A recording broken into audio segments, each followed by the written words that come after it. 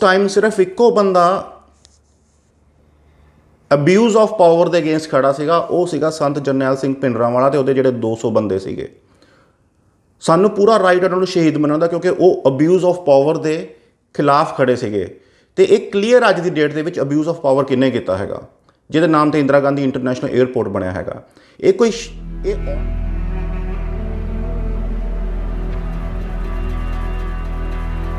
सिखा हुक्मे शस्त्र रखने का इस वास्ते कह रहे हैं, सिख शस्त्र ला के कदे बंदा नहीं मारना।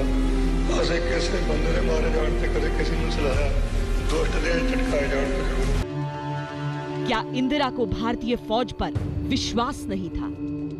क्या ऑपरेशन ब्लू स्टार बस विध्वंस की साजिश था? I don't think we could have done anything else. We wanted to give the maximum time to those inside, to whom we were pointing out that there was that we had clear information about the accumulation of arms, about giving shelter to criminals and murderers and so on. And we were hoping to that they themselves would act and not allow these people to use such a sacred and holy place as a shelter. Shelter. So justification की दे रही है, ध्यान नाल सुनन दी गल इहदे विच कि दरबार साहब दे विच शैल्टर दिता गया उन्हां लोकां नूं जिहड़े क्रिमिनल हैगे आ, जिहड़े मर्डरर्स हैगे आ, ते उन्हां ने उत्थे वैपन्स एक्यूमुलेट कीते होए आ। सो सर लीगली जे तुसीं देखो इहदे च बड़ा सिग्निफिकेंस है इस स्टेटमेंट का कि इस स्टेटमेंट के उन्हें ये वर्ड टैरोरिस्ट नहीं यूज़ किया संत जरनैल सिंह बारे। संत जरनैल सिंह भिंडरांवाला जी बारे ये इन्ने वर्ड टैरोरिस्ट नहीं यूज़ किया। फिर ऐसी केड़ी चीज़ पैदा हो गई एमरजेंसी 27 तरीक लगन तो लैके 6 तरीक के विच कि उन्हें ऐसा केड़ा काम किया जिहदे टैरोरिस्ट एक्ट ऐसा की किया कि उन्होंने सारा मीडिया अज टैरोरिस्ट कहता है। सारा आई मीन नॉट सारा बट मोस्ट ऑफ द जिहड़ा कह लो भी हिंदू अनइनफॉर्म्ड हिंदू हैगा वो उन्होंने टैरोरिस्ट कहता। हुण जे मैं इसे प्रधानमंत्री जी नूं पुछ जे हुण चलो वो तो है नहीं इस दुनिया दे विच, बट कोई गवर्नमेंट दे विच कोई तो बंदा होएगा जिहड़ा इस चीज़ नूं दस्से लोकां नूं कि जिहड़ा देश का संविधान हैगा कॉन्स्टिट्यूशन हैगा वो की कहता हैगा तुहानूं। वो ये कहता कि जे कोई मर्डरर हैगा क्रिमिनल हैगा तो उहदे कोल अनलाइसेंस्ड आर्म्स हैगे आ, जिद्दां यू नो बंदूक वगैरह या pistol revolver what ever it is. ते तीजा वो जे किसी धार्मिक स्थान ते हैगा तो उहदा इक्को एक रस्ता हैगा आर्मी। हुण इस लेडी इगनोरेंट लेडी नूं इन्ना नहीं पता कि एक क्रिमिनल वर्ड एक साडे कोल इनफॉर्मेशन हैगी आ कि क्रिमिनल मर्डरर्स उत्थे छुपे हुए हैं। हुण क्रिमिनल ते मर्डरर्स की ये जिहड़ी इहदे कोल इनफॉर्मेशन हैगी है ना, हुण सरकार नूं ये दसना चाहिदा हैगा कि वो इनफॉर्मेशन किहड़ी सीगी। कि वो इनफॉर्मेशन कोई कोर्ट कन्विक्शन सीगी कि किसी ने क्राइम किया उत्थे कोई या कोई किसी ने मर्डर किया।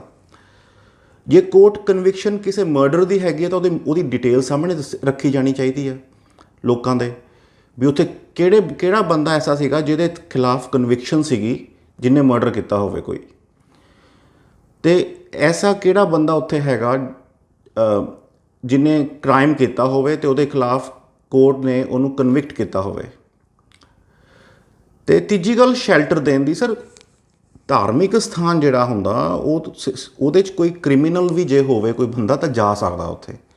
आई मीन जे किसी ने खून भी किया होवे तो वो जा सकदा उत्थे, वो रह सकदा उत्थे। इहदे च की माड़ी गल है दसो मैनूं। आई मीन दुनिया का केड़ा वर्ल्ड लैवल ते केड़ा कोई चर्च होवे या कोई इदां दा धार्मिक स्थान सगों that is only place left, उही जगह बचदी उस बंदे कोल जे किसी ने क्राइम किया जिथे जाके अपने आप नूं जे उन्होंने पछतावा होवे तो पछतावा कर सकदा। सो ये कहना कि उत्ते शैल्टर दिता वो गैर कानूनी सीगा सर, एक doesn't make any sense. I mean ये फिर वही गल आ जाती है ना कि इन्हां दे कोल कोई भी लॉजिक नहीं बन रहा सीगा तो इन्होंने उस टाइम बिकॉज उस टाइम मीडिया जिहड़ा सीगा ब्लैक आउट सीगा सारे पासे, लोगों को सिर्फ वही दस्सिया जाता सीगा जो इंदिरा गांधी कहती सी वो सच सीगा सिर्फ। ਬਾਕੀ ਸਭ ਝੂਠ ਸੀਗਾ। ਸੋ ਪਰ ਹੋਇਆ ਕੀ ਇੱਥੇ ਕਿ ਇਹ ਸ਼ੀ ਵਾਜ਼ ਦ ਮੋਸਟ ਇਗਨੋਰੈਂਟ, ਈਗੋਇਸਟਿਕ, ਅਤੇ ਜਿੰਨਾ ਇਹਨੇ ਕੌਨਸਟੀਟਿਊਸ਼ਨ ਨੂੰ ਅਬਿਊਜ਼ ਕੀਤਾ ਨਾ ਆਪਣੀ ਪਾਵਰ ਨੂੰ, ਵਰਲਡ ਦੇ ਵਿੱਚ ਕੋਈ ਮੈਨੂੰ ਐਗਜ਼ਾਮਪਲ ਦਿਖਾ ਦਿਓ ਇਸ ਸਟੇਟਮੈਂਟ ਨੂੰ ਲੈ ਕੇ ਕਿ ਇਹ ਜਸਟੀਫਿਕੇਸ਼ਨ ਬਣੇਗੀ ਕਿਸੇ ਇਨੋਸੈਂਟ ਸਿਟੀਜ਼ਨਸ ਨੂੰ ਆਰਮੀ ਦੇ ਥਰੂ ਕਿਲਿੰਗ ਕਰਵਾਉਣ ਦੀ।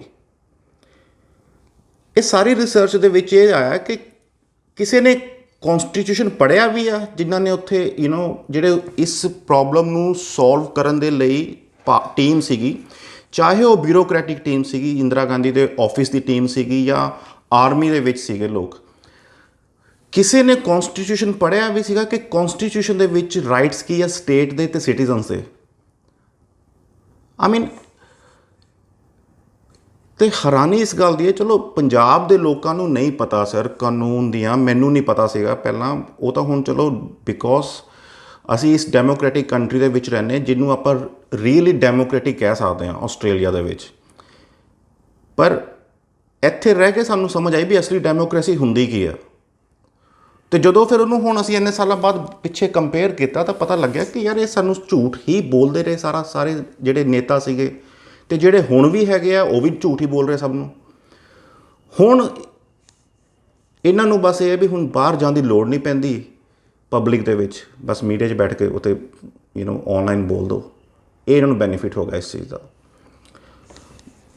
ਪਰ ਆਈ ਥਿੰਕ ਸੋਚਣ ਵਾਲੀ ਗੱਲ ਹੈ ਕਿ ਟੈਰਰਿਸਟ ਵਰਡ ਯੂਜ਼ ਕਰਨਾ ਉਸ ਇਨਸਾਨ ਲਈ ਜਿਹਨੂੰ ਸਿੱਖ ਕਮਿਊਨਿਟੀ ਸੰਤ ਮੰਨਦੀ ਆ, ਬਿਨਾਂ ਕਿਸੇ ਜਸਟੀਫਿਕੇਸ਼ਨ ਤੋਂ ਉਸ ਕੰਟਰੀ ਦੇ ਵਿੱਚ ਕਿੱਦਾਂ ਲੀਗਲ ਹੋ ਸਕਦਾ।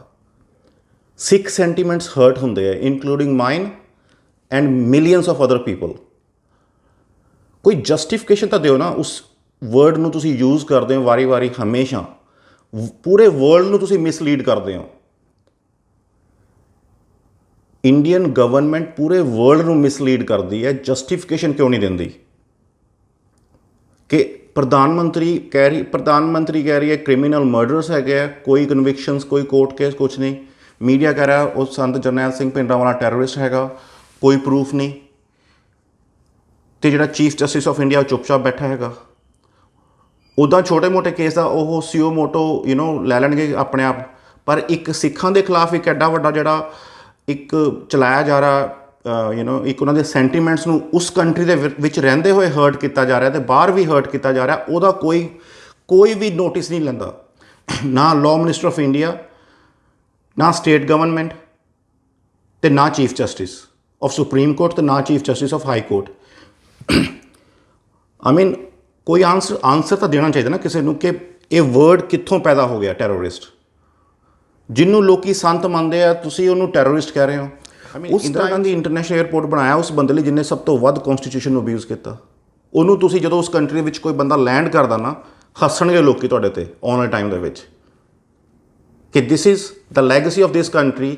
ਦੇ reward a person who abuse the constitution the most, who abuse the power the most. ਜਿਹੜਾ ਆਪਣੇ ਕੌਨਸਟੀਟਿਊਸ਼ਨ ਨੂੰ ਅਬਿਊਜ਼ ਕਰਦਾ, ਆਪਣੀ ਪਾਵਰ ਨੂੰ ਅਬਿਊਜ਼ ਕਰਦਾ, ਉਹਨੂੰ ਇਹ ਰਿਵਾਰਡ ਕਰਦੀ ਇਸ ਕੰਟਰੀ। ਆਈ ਥਿੰਕ ਜਿਹੜਾ ਇੰਡੀਆ ਦਾ ਬ੍ਰਾਂਡ ਹੈ, ਜੇ ਉਹ ਹਿਊਮਨ ਰਾਈਟਸ ਨੂੰ ਹੁਣ ਸੀਰੀਅਸਲੀ ਨਹੀਂ ਦੇਖੇਗਾ ਤਾਂ ਜਿਹੜੀ ਇਨਵੈਸਟਮੈਂਟ ਫਲੋ ਕਰਦੀ ਹੈ ਉਹਦੇ 'ਤੇ ਇਫੈਕਟ ਪੈਣਗੇ, ਅਤੇ ਜਿਹੜਾ ਬ੍ਰਾਂਡ ਇੰਡੀਆ ਹੈਗਾ ਉਹਦੇ 'ਤੇ ਇਫੈਕਟ ਪਏਗਾ। ਅਤੇ ਓਵਰਆਲ ਜਿਹੜਾ ਹਿੰਦੂ ਰਾਸ਼ਟਰ ਇਹ ਬਣਾਉਣਾ ਚਾਹੁੰਦੇ ਨਾ, ਉਹ ਕੀ ਬਣਾਉਣਗੇ ਹਿੰਦੂ ਰਾਸ਼ਟਰ? Based on abuse of power and abuse of process.